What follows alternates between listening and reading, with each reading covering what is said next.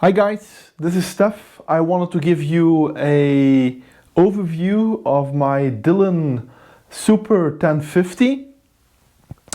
I started my IPSC journey in 2018 and I chose to go into the open division and shoot in 9mm major.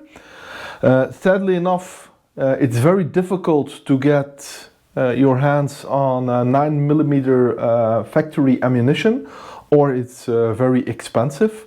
And since I shoot between 20 and 25,000 rounds per year, I had no other option than to start also my reloading journey.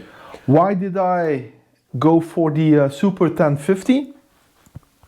Well, I did a lot of research because this is my first press. I never had any reloading experience before. I did not have any presses before. I did a lot of research, particularly on YouTube and a lot of forums, like the Brian Enos forum, for example, also on Facebook.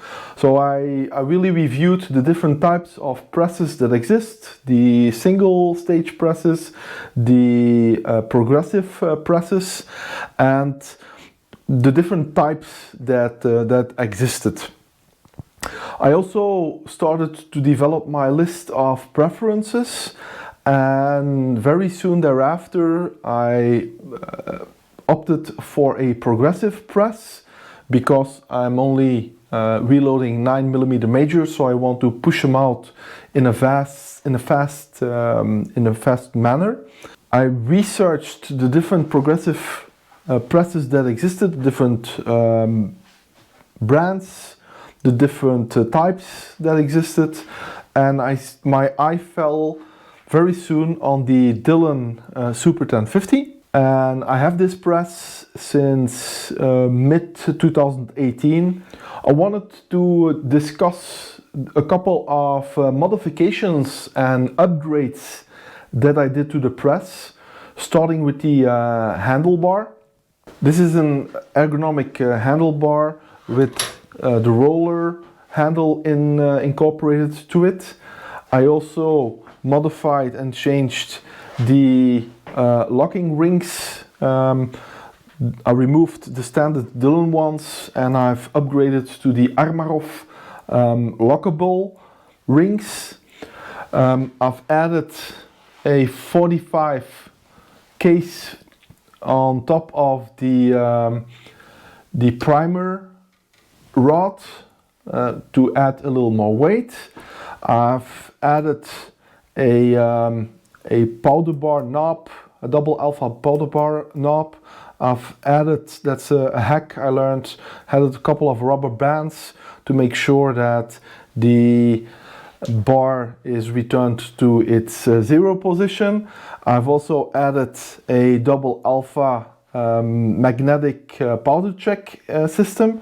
Obviously I also added the Mr. Bullet Feeder system together with an additional tension spring to make sure that the bullets don't come out multiple at the same time and that it works consistent. I added an inline fabrication LED light, especially on the powder station, to make sure that before the bullet drops that there's enough powder in it. And I also have a double alpha seat crimp die because all the other stations were already full, so the crimp and the seat occurs in one die.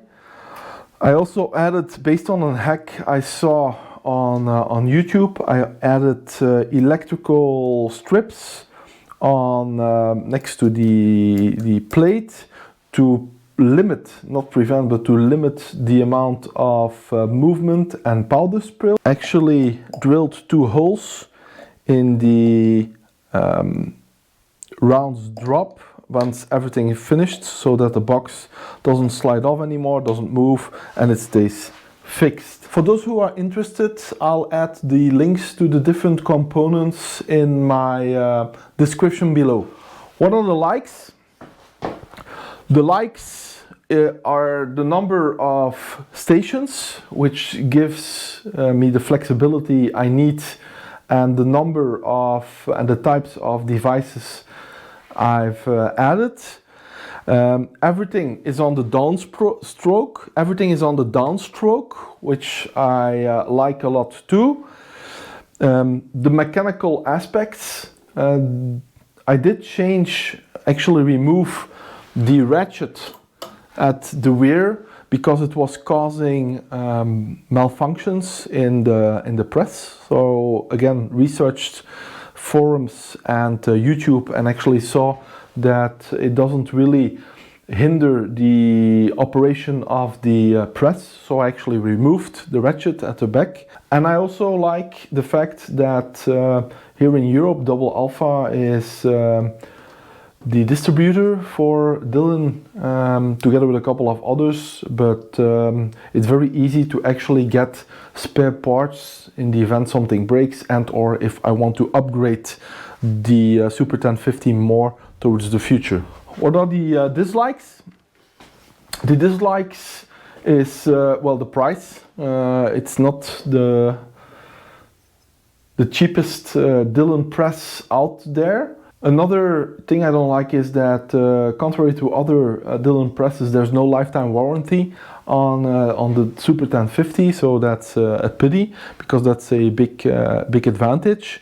I did not like the ratchet mechanism, hence why I also removed it, and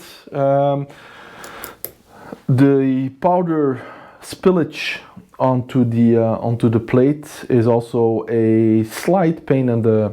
I use Vihtavuori 3N37 powder, 7.6 grains.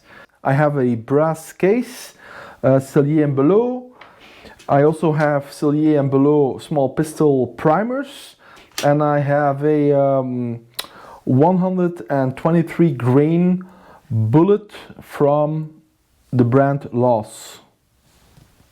As a conclusion, I would say I was surprised how complex reloading is, and how many parameters you have to consider to make ammunition in a safe manner. So my respect only grew for the reloader community. I am extremely pleased with my purchase, and except for the ratchet at the rear, I don't have any issues with the Dillon, and I'm not even considering buying another one, a new one, or maybe even upgrading to a Mark 7 Evolution.